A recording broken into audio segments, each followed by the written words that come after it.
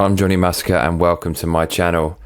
This is a review of Solo, a Star Wars story. Very late, but fuck it, why not? Better late than never, right? Okay, so this is like a re-review because I'm sure you've already seen a review at some point and maybe now you're hunting for some kind of retrospective review, but this really is the first time I've seen it. Right, let's start with the good shit. There isn't very much. So they have cool belts. I like Han Solo's belt. It's piggyback from the original film, so you can't really give him too much credit there, but the belts look cool. And it's not just Han Solo that has this belt that's all hexagonal and shit. Woody Harrelson, I can't even remember his character's fucking name, but Woody Harrelson's in it. I'll just call him Woody. Woody has the same belt. I want that belt. I like that belt.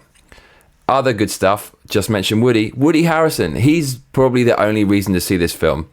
He's got so much character. He's great. I like Woody Harrelson. Also, have you noticed that Woody Harrelson seems to act best when he's eating shit and drinking shit? I don't know why, but when he's eating something and drinking something, he really gets into character. Pay attention next time you see him in a film eating or drinking. He fucking loves it. Other good shit, analog stuff. There's kind of analog technology in this film. There's a bit near the end where there's something that comes out of the wall, and it is a computer, so it's digital, but the interface is so fucking analog. There's no weird floating touchscreen nonsense. It's just this kind of analog device. And parts of the Millennium Falcon look kind of analog, which is cool. I'm really scraping the barrel now. Speaking of Millennium Falcon, the design of that is incredible. But all of this shit just comes from the original movies, so we can't give them any credit for this. The thing is, when you really see the Millennium Falcon in all its glory later in the movie, I don't know why people are so obsessed with this fucking spaceship. When you see it in all its glory, it's really at odds with all the forgettable shit stuff in the rest of the movie. The design of that ship compared to the design of everything else is pretty stark, and it just hurts the film more. So let's talk about the bad shit, because that's why you clicked on this video. You wanted some hashtag rage porn, didn't you? I'm going to give it to you. Okay, so what is bad about this? Now, I'm just going to give you a random smattering of all the bad shit that was in the film. So,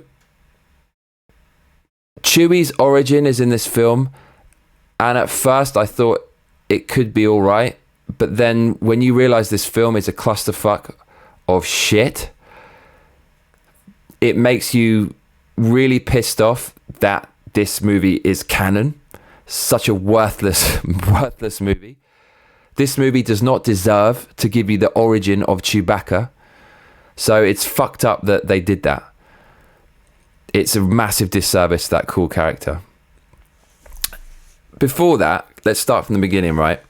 Han Solo's with a bird. He really fancies her. They're trying to run away from their shitty vicinity, district, place, wherever they live. It's a fucking dump. Han's character introduction is kind of meh. There's a big worm in some sewage that doesn't like him and he escapes from it. It's okay, but it doesn't make me think, yeah, man, Han Solo's back. It makes me think, okay, this guy's just a fucking another Hollywood protagonist. And they're running away and they have to get over some border or something, and predictably Han gets separated from his bitch. So that's the beginning. Then it fast forwards 3 years later and Han Solo is in a war. So at this point, it's about 10 to 15 minutes in. I thought, okay, it doesn't really feel like Star Wars, but it's kind of an interesting take on it because it's way grittier. In the original Star Wars, as I discussed with my cousin the other day in the previous video on the Johnny Massacre Show, episode 101, all the bad guys basically wear armor. They're stormtroopers, so they're these faceless people, and it doesn't really feel like there are serious consequences for killing them because they're dehumanized. But in this, it's very humanized. When Han's in the war, all you're thinking is this guy is destined to have PTSD. In fact, it doesn't even make sense that Han Solo doesn't have PTSD in the original trilogy if shit is this crazy early on in his life. So Han's in a fucking war, and then the film starts to get shit. So you're introduced to Woody Harrelson and his mates. Woody Harrelson's fighting in the fucking war, but they're actually criminals or something. They're kind of anti-hero bad guys, and Han Solo wants to join them. but they basically double cross Han, and he gets thrown into a pit to be fed to a monster, which is pretty fucking harsh. People are harsh in the Star Wars universe, and that monster happens to be Chewbacca, so he befriends Chewbacca and they escape. And then this is where things get really stupid. So the bad guys, the anti-hero bad guys, consisting of Woody Harrelson and his girlfriend and some other, this really annoying alien with 4 arms or 6 arms. Fucking annoying. It's like Jar Jar Binks Part 2. Didn't you learn from Star Wars Episode 1? That lot are escaping in a ship, and then they see the guy that they threw into this pit to be eaten by a monster with the monster, this killer monster, and they're waving their hands, and they turn the ship around and pick them up. If you tried to kill someone, threw them into a pit to be eaten by a monster, and that person escaped, and you're an unscrupulous double-crossing person, you know that other people are cunty too, and you don't trust anyone. And that's a running theme of this film. He says, don't trust anyone. Would you pick up the guy that's clearly very good at fighting because he's escaped and he's become a Chewbacca, a Wookiee whisperer? Would you let those cunts into your spaceship? Of course you fucking wouldn't. So when that happened, I realized, okay, this film is now falling apart really early on in its fucking runtime. And this is a running theme in this film where things happen and you feel that the creators, the script writers, had about 10 or 12 significant things, story points, or just cool things they wanted to put in the movie, and then they just strung them together lazily in any way that they could. So then they basically formulate this plan to steal this MacGuffin alien element shit that's really great that the bad guy wants, that's in every science fiction fucking movie. And the bad guy who's commissioning them to do this, I think his name's Dryden or something. He's probably the only other really good character in this film. He's quite a good bad guy. He's got some menacing, ugly scars on his face, and he has a proper character introduction. And he's a kind of a proper bad guy in that he's very charming and you love him, so you feel conflicted because you shouldn't like someone who's such a cunt. So they meet this guy and he commissions them to go get this MacGuffin bullshit. And then more weird shit happens. So all these 3 years, Han has been trying to become a pilot and he couldn't because of subordination, and he ended up in the war, and his singular goal is to get back to this bird. And this bird fucking loves him. They were getting it on in the beginning of the movie. They're clearly soulmates. And then she's in Dryden's bar, and it doesn't make any sense at this point. Imagine your future wife, your fiance who you love, you were forcibly ripped apart from her, and you spent 3 years getting PTSD and trying to kill yourself in order to get back to her, and then she just fucking turns up. You would say, oh my fuck, I can't believe it. I still love you. You still love me. What's going on? But there's none of that. She just doesn't tell him anything. And he asks her how she escaped. And she says mysteriously, I didn't escape. What? If you saw someone like that, you would demand an answer. You'd be, what the fuck are you doing here? What do you mean you didn't escape? You're here. This is it. Problem solved. Mission complete. Can't we go back to the way it was before? But she just doesn't say anything, and Han's like totally cool with that. Makes no fucking sense at all. Seriously. So then they go to get this MacGuffin bullshit. Now, this is a part of the movie that I just talked about where the writer wanted to put something in that was cool. So they wanted to put in a train robbery scene because this film is supposed to be a Western, but it's not a fucking Western at all. Westerns are far better than this. So there's a train robbery. It's like a Western, but it's a future train. It's this weird monorail that fucking spins around everywhere and whatever. So, okay. Now Han Solo's bonding with these kind of anti-hero bad guys, Woody Harrelson and his wife, and this fucking annoying little alien. And the woman is really fucking annoying. Really annoying. She's a typical kind of feministy character. who's just really snarky and just so unlikable, always pulling a screw face and just making unfunny jibes and jokes and shit, and you just think, bitch, shut the fuck up. Thankfully she dies, and this is one of the great things, the unintentional great things about this film. Loads of the annoying characters die, ironically. So his bird dies, and this is okay, so Woody Harrelson's wife fucking dies, right? And he doesn't give a shit that even though his acting performance is good, he is completely unaffected by the horrific napalm-induced incendiary death of his wife. He just completely forgets about it immediately. And then the film gets even worse here. So not only is his wife dead, but they have the cargo of MacGuffin bullshit, and they're being chased by these space pirates who fuck up the mission. Now, in order to get away from the space pirates, Han Solo drops the MacGuffins and they go into the mountain and explode, and all the space pirates disperse. Woody told Han, do not drop it, just keep going. It's a running thread of this film where Woody says, just follow my orders and you'll be all right. Just do what I say and you'll be all right. So his wife has just died, and Han drops all the fucking MacGuffins, all the cargo that they have to get for this bad guy called Dryden or whatever his fucking name is. And if they don't get it for Dryden, he's going to kill them. He's a complete psychopath. So all of this fucking happens, and Woody Harrelson's all right. They have it. He punches Han in the face. Okay, a soft punch. And then after that, they're best mates. And he says sorry. Doesn't even mention his fucking dead wife, and doesn't mention the fact that Han has basically just put a bounty on his head. Now everyone's going to die. That's cool. And then Han says, well, we'll just get another load of MacGuffins. What? So what? There's going to be more MacGuffins. How lazy and awful is this script? Like I said, a few distinct scenes. One of them's the train scene, and one of them's the bad guy in the sky scene. And then we just thread it all together with this lazy script writing. Fuck me. So then the story basically says that they have to find some more MacGuffin bullshit. It's called coaxium, I think.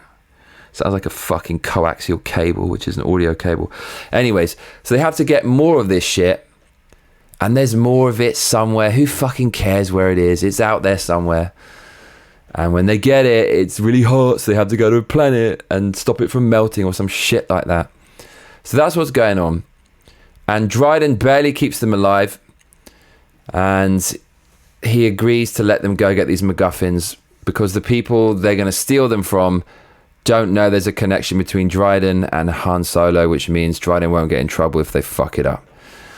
Okay, so now do you remember I said there's loads of disparate parts of this movie, like building blocks threaded together by really, really tenuous links? Well, another one is the Kessel Run. So they want to put the Kessel Run in this because this passing piece of dialogue in Star Wars has taken on a life of its own, where Han says in the original trilogy, oh, I did the Kessel Run in 12 parsecs. He just made up this dialogue that became kind of legendary. And that's a real good lesson for this film that's trying way too hard. The original Star Wars so effortless, but this one trying way too hard. So they want to put the Kessel Run in and substantiate why he even mentions it later. So the Kessel Run means they have to go and get these MacGuffins and then just get the fuck out, which is the Kessel Run. They have to do it really fast in this dangerous kind of place. So what happens in between all this shit? Well, Han Solo and his bird kiss, and Han Solo is a fucking midget in that he's 5'7". You cannot cast a 5'7" guy as Han Solo, for fuck's sake. And it's dawning on me at this point in the movie. Oh, by the way, the annoying alien died. I can't even be asked to talk about him because he's so fucking annoying. It dawned on me at this point in the movie that there's loads of fucking annoying British accents. Not a cool British accent like mine, but this typical one where every single unqualified British actor and actress has come and earned their stripes on the stage in London, and they speak like this, and it's like a little, shut the fuck up. This is clearly an American who's casted these people who thinks, oh, their accents are like so cute. No one fucking speaks like this, but all the British people speak like this. There's at least 4 of these motherfuckers with British accents. So fucking annoying. So Han Solo's bird is like that. The Woody Harrelson's bird who's dead, who thank God died, she had an annoying British accent. And then there's this fucking feminist robot that I'll talk about. Oh my fucking god, I'll get to that in a second. It has the most annoying British accent ever, and it's supposed to be this funny, overacted character. Maybe only funny to some Americans who've never left their own country, but she's got an annoying accent. And then the pirates, there's a twist later where the pirates are actually victims and they're good guys, and they've got fucking annoying British accents. What is with this shit? So basically there's loads of fucking annoying UK accents in Solo, a Star Wars story, or whatever the fuck this shitty movie's called. So I haven't mentioned Lando very much. Lando's in this, right? And again, disparate parts of the movie connected together by really tenuous links. Lando comes with them. I don't understand why Lando's coming with them. He knows it's really dangerous. He wants to get some percent or so. He doesn't need to fucking go. He's all right. He's fine. He doesn't need to go. So Lando's tagging along. And so, okay, let's talk about the 5'1" bird. So she's called Emilia Clarke. Now I think she was in Game of Thrones or some shit. Now, I don't watch Netflix, which means I can tell you all that success in Netflix does not translate to movies. Period. I think a lot of people watch Netflix and probably seen this bird and they think, oh, it's the girl from Netflix. Oh, it's okay. No, it's not okay. The fact that I don't watch Netflix means I'm not biased at all. I can see it for what it is. Success in Netflix does not translate to success in film. Same with Ghostbusters. Same with that. I've never seen Stranger Things. My bullshit radar is fucking impeccable. So I know that Stranger Things is just some fad nonsense, whatever. Don't get triggered. I don't like that shit. I can't be arsed with it. Apparently Ghostbusters, the remake, which has been delayed because of the C word this year, is based on Stranger Things. So when the trailer dropped, I'm looking at it, not having seen Stranger Things, not having weird, warm, gooey, fuzzy feelings about Stranger Things, going, what is this shit with this little curly haired twat in it? But all the people who watch Netflix are thinking, oh, it's like Stranger Things. No, it doesn't translate. So Emilia Clarke should not be in this fucking film at all. And do you know what's fucked up about this? She was already in a film in 2015. Han Solo, the movie, is 2018. It's now 2020. Terminator Genesis was 2015, and she was exactly the same in that film. She was fucking awful for all the same reasons. And now she's in Solo as well. She was in Solo. So you've done it twice. You have transgressed twice, you fucking fools. Why doesn't it work? Because she's a wuss. She's a 5'1" wuss, and she's kicking ass in this film. It's made by Disney. Kathleen Kennedy has overseen a lot of Disney Star Wars shit, and she puts all this feminist bollocks in that's insulting to real women. So, for example, Emilia Clarke throws grenades. The way she throws this fucking grenade, it's like when you're taking a shit and you run out of toilet paper and you say to your girlfriend, like, can you throw me some toilet paper? And she goes like, and it doesn't even fly across the room. It just rolls along the floor. And then you have to lean out the door and fucking like pull it in. That's what she looks like when she's throwing grenades. There's a cape that's on fire on the ground. It's one of Lando's capes. And she's putting it out. She's trying to swat out the fire. And there's this funny joke where Lando's saying, oh, it's really expensive or whatever. And she looks like she can't put out a fucking candle. She's trying to put this cape out that's on fire. It just looks so fucking unconvincing. Seriously, you have to cast people who are fit for the role. If you're going to cast this babe, don't make her kick ass. It looks fucking retarded. Everything she does makes this feel like a Netflix special. Every scene she's standing there in Solo, past the halfway point, it looks like she's some random 7 out of 10 chick who just wandered in off the street and is just standing there, just like in Terminator Genesis. All the while, in between this, there's like no physics at all. So they're in the Millennium Falcon and they're doing barrel rolls and swatting TIE fighters out the way, and everyone's just standing there in the ship. What is going on? Do you know, apparently this film cost $275 to $300 million. And it basically didn't break even when you take into account all the advertising costs and stuff. Fuck me.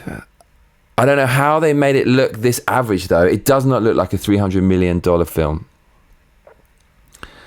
So then the film goes diverse crazy at the end. It's so fucking annoying. So you know what happens? They forcefully inject politics into this movie because they want to exploit minorities and whatnot, to use them to push their narrative, the leftist narrative, which Disney loves because it's a super liberal company. And then if you question these crappy castings, they will say, oh, you're a prejudiced, sexist bastard, blah, blah, blah. No, I'm not. You made some shitty castings. You did it for political reasons, and you didn't do it to make a good movie. And that is that. So plot twist at the end, they get the fucking coaxium bullshit. They bring it back to this planet, and the space pirates are there. But guess what? The space pirates are good guys. And you know what? They're being bullied by the big corporation. The reason they're trying to steal the coaxium is because the Dryden who's trying to get the coaxium is using it to oppress the people. So basically, the 5'1" Netflix special chick is kicking ass anyway, so there's plenty of feminist bollocks there. The black wife of Woody Harrelson, I looked at her past history and she's done quite a lot of acting stuff, so maybe she has some acting pedigree, so maybe I'm not going to criticize her there, but her acting was shit in this film, probably because of the direction and the script, I guess. But the main marauder pirate who was clad in this armor and looked like some fucking, what are they called from Halo? It's one of my favorite games and I forget. Oh, it's fucking annoying. In Halo, the game series, the aliens, someone was telling me in the comments, I'm sure, but they look like those aliens from the original Halo. They look fucking tough and big and armored and shit. It turns out, when it takes the armor off, it's a woman of colour and an English stereotype as well, and she can't act and she talks like this. And I know that it's a diversity casting because she can't act for shit. And not only that, I looked up her acting history. There is none, and there's been none since. So why are you giving this role to someone just because she's an intersectional woman of colour so you look like good people and satisfy your guilt? Fuck off with that shit. Seriously, this film is made by hardcore liberals, and for them, one's worth is predicated upon their race. They're trying to divide everything up by race and organise it on race and say you are worth this much because you're this colour, or you're worth this much because you're this gender. Much like the Nazis said, someone's worth is all about race, right? When you try to say you're valuable because of your skin colour or your sex, or it's so fucking retarded. Your value is nothing to do with your fucking race. It's about your talent. Why not cast someone on merit? It shows when you make these diversity castings, and then you have the audacity to gaslight us for calling this out. Fuck you, Disney. Seriously. She can't act for shit. Okay, calming down. She's the worst casting ever. And she's a midget as well, kicking ass. Oh, speaking of midgets, hang on a minute. As if this movie can't get woke enough. In the middle of the scene where the pirate reveals herself, there's so much wokeness. So the bad guys are stealing the coaxium. Then there's a woman pirate who reveals herself to be some Native American woman. And then the intersectional kind of albino woman jumps to save the day with the sword. And then there's a midget on top of a spaceship throwing grenades. They couldn't make it any more woke unless the midget was a quadriplegic in a wheelchair. Seriously, this really, it got exponentially woker. It started off not too woke, and then it just went down the woke sinkhole, the woke hole. It's incredibly woke, and it is not worth a second of your time. By the way, Han is such a bitch in this film. He's such a bitch. He's not the swaggering, cocky motherfucker of the original trilogy. So then at the end, there's a double cross and a triple cross. So Han tries to double cross Dryden with the coaxium, but it's supposed to be fake. And then Woody Harrelson double crossed Han by telling Dryden what Han's gonna do, and then Han triple crosses everyone because actually it's not fake coaxium, it's real coaxium, whatever the fuck it's called. And then Han's bird double crosses him and beats him, and then she double crosses Dryden, who thinks that now she's on her side because she's double-crossed Han, and she kills him. So, wow, writers, let's do a fucking quintuple cross at the end of the film to show how clever we are. What the fuck is this? So, yeah, there's this big fucking, like, double-cross orgy at the end of the film. And this is basically juxtaposed with the albino intersectional woman leaping around bashing everyone and the rocketing, grenading midget guy. And the Netflix girl basically beats Han Solo, okay? Typical, because women are amazing. And women, whoever made this film thinks women are retarded, like children, and we need to give them some false sense of confidence by making them godlike, with no flaws whatsoever. And that's a massive disservice to any female characters, because characters without any flaws have no character arc and are not interesting at all. And so she beats Han, and then she kicks the bad guy's ass. When she's using the sword, she looks like a fucking 12-year-old swirling a broom in a drama play. And then all that shit happens, and then Darth Maul's in it, and Darth Maul, when he comes along, I'm thinking, what the fuck? Is this even a Star Wars movie? Because it doesn't even feel like a Star Wars movie at this point. Dropping in characters isn't enough, like they did with the sequels of recent times. They just drop in all these nostalgic things, but it doesn't fucking work. And yeah, I mean, we're pretty much at the end of this rant now. I'm rambling, but you get the picture. This movie is a clusterfuck or fail. You know, Han is trying to play Harrison Ford, not Han Solo. Whoever's playing Han in this, he's trying to play Harrison Ford. He's not trying to play Han Solo, and that shows. He's a discount Harrison Ford, whoever the fuck he is. No one's heard of this guy, and no one will ever hear of him again. And I guess the only good bit, if you can call it that, is in the first 15 minutes, which is kind of all right. But then as soon as it fast forwards 3 years, and then they're on this planet and they meet Woody Harrelson, it all exponentially goes downhill.